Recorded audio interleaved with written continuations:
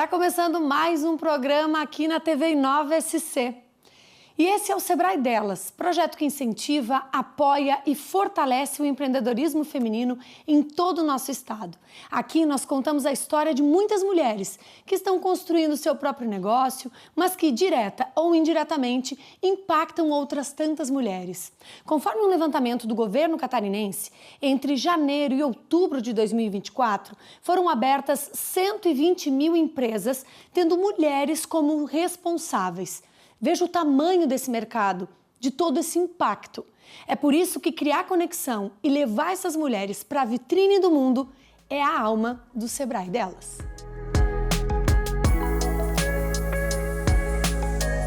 Considerado o maior evento de empreendedorismo feminino do sul do Brasil, o Delas Summit foi por 2 dias o palco de muita conexão, aprendizado e troca de experiências. Além das 8 palestras simultâneas e mais de 150 expositoras, o evento do Sebrae também contou com a expertise de grandes personalidades da televisão, internet e indústria.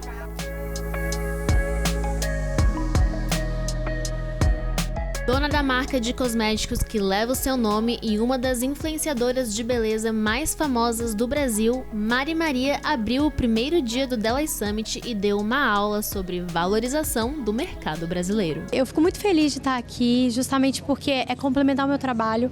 Hoje, eu como mulher, eu quero incentivar outras mulheres a empreender no Brasil. Eu acredito no nosso potencial, assim, não só como país, mas como pessoas. Eu acredito que quando a gente coloca a mão na massa, a gente realmente faz melhor. E a gente é muito rico, é um país muito rico, muito cheio de matéria-prima, muito bom no desenvolvimento quando a gente se presta a desenvolver algo. Então, hoje, para mim, é muito importante, mostra que realmente o movimento que eu estou fazendo, ele está fazendo sentido como um todo.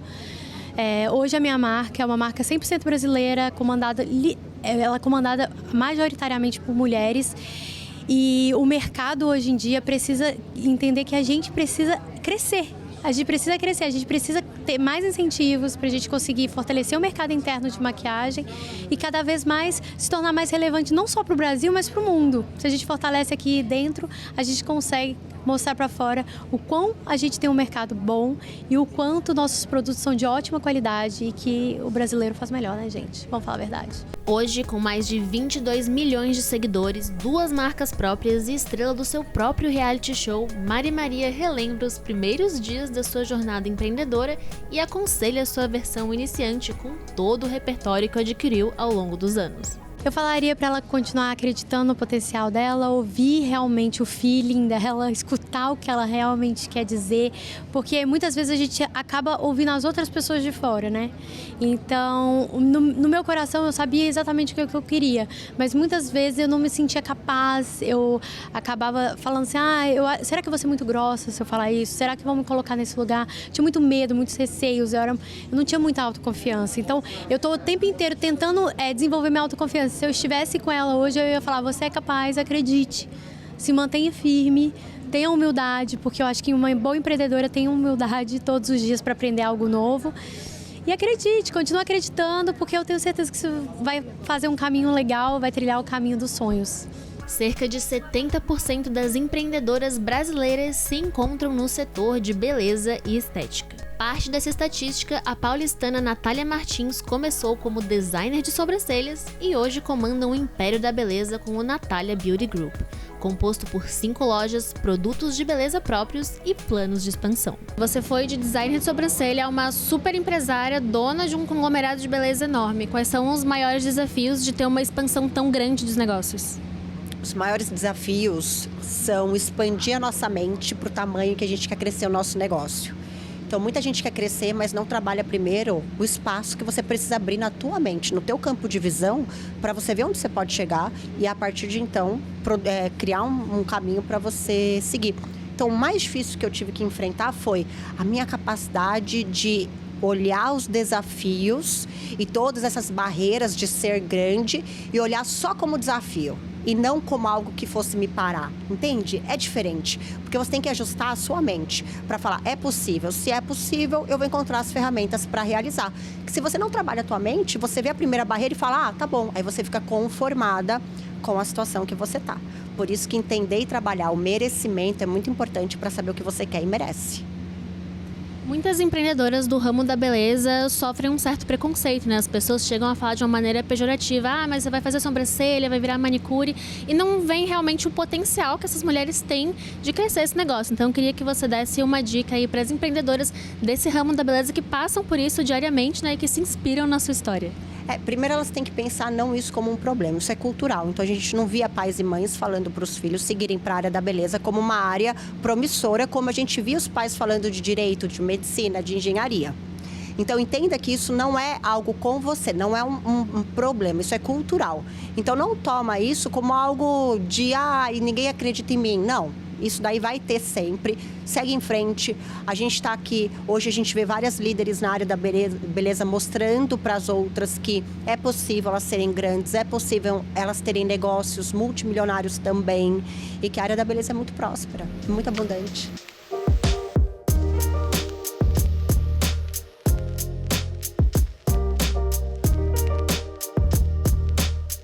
O Delay Summit abre espaço para desenvolver e capacitar mulheres nos principais pilares do empreendedorismo, sejam eles íntimos como balancear a maternidade com os negócios ou práticos, como cuidar da saúde financeira da sua empresa. E por falar em saúde financeira, um dos maiores nomes da educação financeira acessível no Brasil também deixou sua marca no evento do Sebrae. Eu decidi falar de educação financeira porque o meu professor, ele me ensinou matemática financeira e foi nesse momento que ele falou assim, não adianta qualquer negócio falar de organização e falar como administrar um negócio se não tem as finanças pessoais organizadas. Depois disso, pela primeira vez eu tive educação, e é nesse quesito financeira, e foi ali que eu comecei a estudar sobre o assunto. Eu trabalhava como também fazendo cartão de loja, e ali eu, fazendo cartão de loja, vendo as pessoas endividadas, juntou tudo e eu passei a falar nas redes sociais de finanças reais para pessoas reais. Com mais de 800 mil seguidores no Instagram, uma carreira promissora como youtuber e dona da sua própria plataforma digital de educação financeira, a carioca de apenas 26 anos se descobriu empresária e referência do assunto no Brasil. Simplesmente eu escutei de uma seguidora falar, Natália, você não fala só para baixar renda não, você fala de finanças reais para pessoas reais e eu me inspiro em você, principalmente você está finalizando a faculdade de administração. Tinha finalizado em 2020, passei a falar sobre como eu administrei meu negócio, como eu contrato meus funcionários, eu faço muito processo seletivo também, e aí eu contava que o final do ano, inclusive final do ano, eles sempre recebem um bônus a mais em dinheiro, recebem presentes e tudo mais. E aí as pessoas começaram a me enxergar também, não só como Nath Finanças, mas também como a empresária que empreende. Eu contei, na verdade, a minha trajetória como empreendedora nas redes sociais. Então, quando eu coloquei meu primeiro vale-refeição, que sempre foi meu sonho, colocar vale-refeição na empresa, porque eu nunca tive. E quando eu fui ter pela primeira vez numa empresa que eu trabalhava na área financeira, eu me senti muito rica. E eu falei, nossa, é assim que as pessoas conseguem ali se alimentar tranquilamente, sem precisar levar marmita. E foi nesse momento que eu comecei a implementar, e eu avisei nas redes sociais, eu contava que eu implementei o plano de saúde, odontológico, bônus, e aí o pessoal acompanhou, na verdade, os meus seguidores acompanharam comigo essa minha trajetória empreendedora. A apresentadora e empresária Rafa Brits emocionou a plateia com sua palestra focada em saúde mental feminina, equilíbrio entre maternidade e vida profissional, e um fenômeno que foi o destaque do seu livro e acomete muitas empreendedoras por aí: a síndrome da impostora. Existem questões individuais, então, por exemplo, sabe aquele elogio que a gente faz para as meninas? Ai, ela é comportada, olha como ela não dá trabalho. E justamente o que depois o mercado de trabalho valoriza é ser criativo, ser fora da caixa, você ser disruptivo. Como é que a gente quer que uma criança que cresce com esse tipo de elogio depois consiga levantar a mão numa reunião e dar uma ideia muito louca e fazer uma coisa diferente? Então, isso no individual, e questões mais estruturais mesmo, como política social, de ter realmente essa divisão na política. Mulheres negras são 28% da população, representam 2% da nossa política. Gente, quem que está legislando pela gente? Quem que está lá pensando nas nossas questões. Então, tem a questão individual, que eu acho que nesse sentido o meu livro ajuda bastante, né, a gente se entender, mas as questões estruturais são muito mais impactantes. Você tem 2 filhinhos, né? Eu queria perguntar para você como que a maternidade afetou o modo como você enxerga a sua empresa e faz toda essa parte de gestão. Olha, a maternidade, ela me trouxe uma consciência de como a economia do cuidado impacta nas nossas vidas. A economia do cuidado é todo aquele dinheiro que a gente não vê. É aquela promoção de trabalho que você não recebeu porque você saiu de licença. São 50% das mulheres que depois que têm filhos saem ou são mandadas embora do trabalho. Eu mesma fui essa estatística porque eu não aguentei sair de casa com meu filho dormindo e voltar de casa furando sinal vermelho porque eu ia chegar em casa e ele estava dormindo. Isso que eu sou privilegiada e tenho uma rede de apoio que me ajude. E as outras mulheres. Então eu passei a ver nós, mulheres, de uma maneira muito mais séria do que a gente precisa lutar e principalmente da presença dos parceiros e homens em toda essa economia do cuidado. Você acha que o mercado está se adequando às necessidades das mulheres empreendedoras ou a gente que está desbravando essa mata mesmo? Eu acho que essa mata é a gente mesmo que desbrava. Os homens aliados estão aí, mas enquanto a gente não tiver em posições de liderança, de poder, de decisão e que tenha realmente dinheiro na nossa mão para a gente poder investir, vai ser muito difícil, porque aí a distribuição de absorvente é irrelevante, né, na rede pública, aí a creche do dia inteiro, né, é irrelevante, enquanto as pessoas não olharem para o que as mães passam, não vai mudar.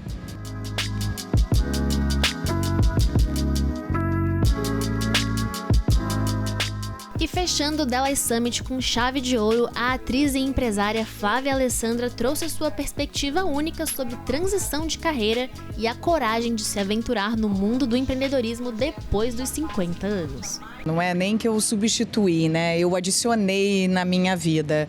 E quando eu paro para olhar toda a minha trajetória, acaba que eu sempre fui empreendedora de mim mesma enquanto atriz, sabe? E é esse caminho que eu mostro um pouco na palestra, que hoje quando a gente olha parece que foi tudo muito fácil e que os personagens vieram até mim.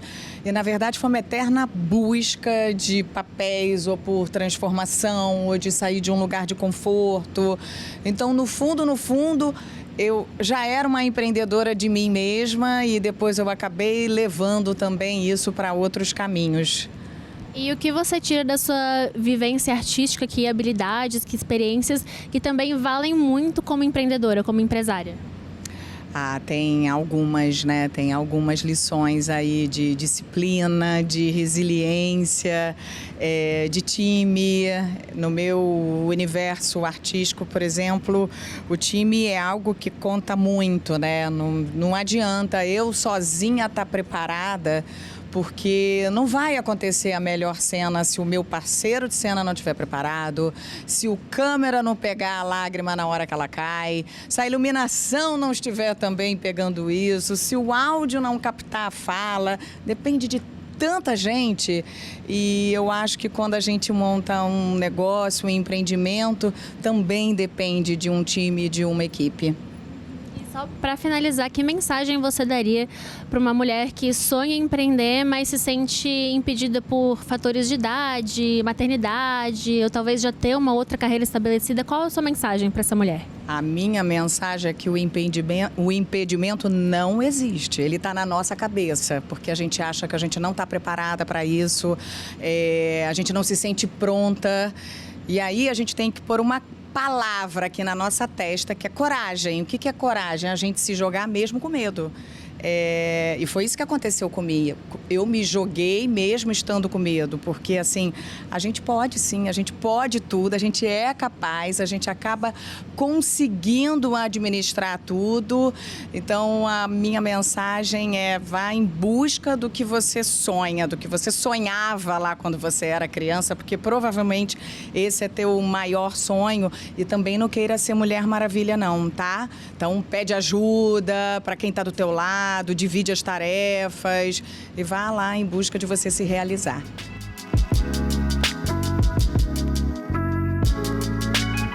É impossível, né, não se abastecer com as histórias, com a força dos números, com o impacto de todo esse trabalho que é feito por tantas mulheres.